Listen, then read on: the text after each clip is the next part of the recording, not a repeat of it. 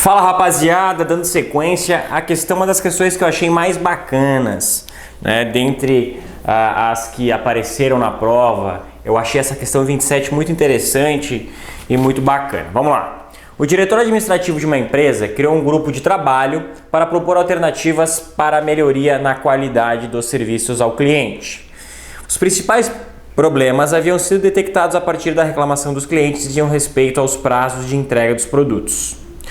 O diretor selecionou 5 funcionários com alto desempenho e grande conhecimento da empresa e do mercado e estipulou o prazo de 3 meses para apresentação de propostas. O grupo se reuniu por diversas vezes. Até aqui, até agora não tem nenhuma informação que seja fundamental para a gente resolver o problema, tá? Agora começa a parte que vai nos ajudar a resolver o problema. Então, quando você pega FGV, FCC também tem essa característica de ser uma banca que gosta de colocar um texto, gosta de trazer um conceito para a gente, é muito importante que você saiba separar esses dois elementos. Que você saiba separar o que é texto só para enrolar e o que é realmente um texto que tem um substrato para lhe ajudar, um insumo para lhe ajudar a resolver a questão. Dando sequência. O grupo se reuniu diversas vezes, em todas as reuniões apenas o funcionário A e o funcionário B analisavam as informações, propunham soluções e discutiam alternativas viáveis. Os demais limitavam-se a esperar análises elaboradas por A, B e dar algumas sugestões pontuais, alegando que A e B são muito experientes, podemos confiar neles para apresentar um bom trabalho pelo grupo. A situação retrata um fenômeno comum nos grupos de trabalho, nos grupos de faculdade, nos grupos de colégio, em todos os grupos que a gente vê por aí, na maioria deles, que é conhecido como... Bom, a gente consegue meio que matar essa questão por eliminação, né?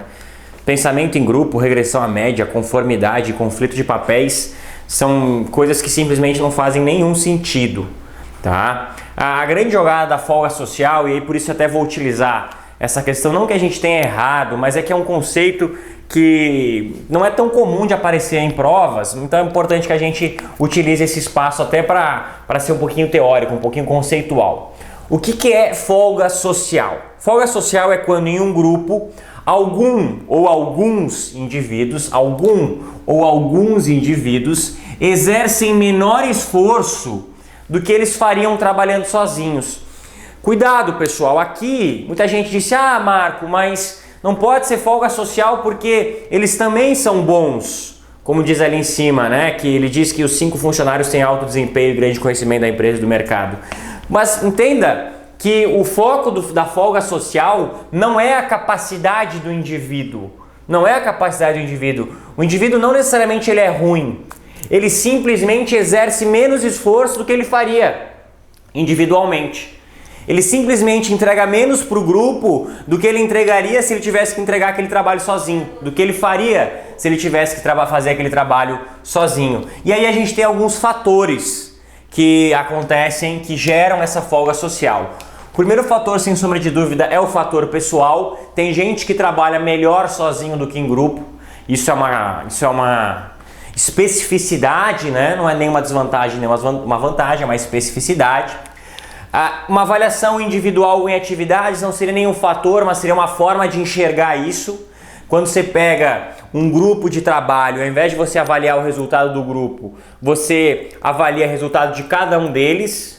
E isso realmente é uma das formas de localizar essa folga social, porque aí eu percebo que A e B estão se esforçando mais, que C, D e E estão deixando a corda mais frouxa. Então somente com uma avaliação individual da atividade do grupo é que eu consigo perceber isso. Um outro fator de folga social é se algum dos indivíduos percebe uma certa injustiça nas recompensas.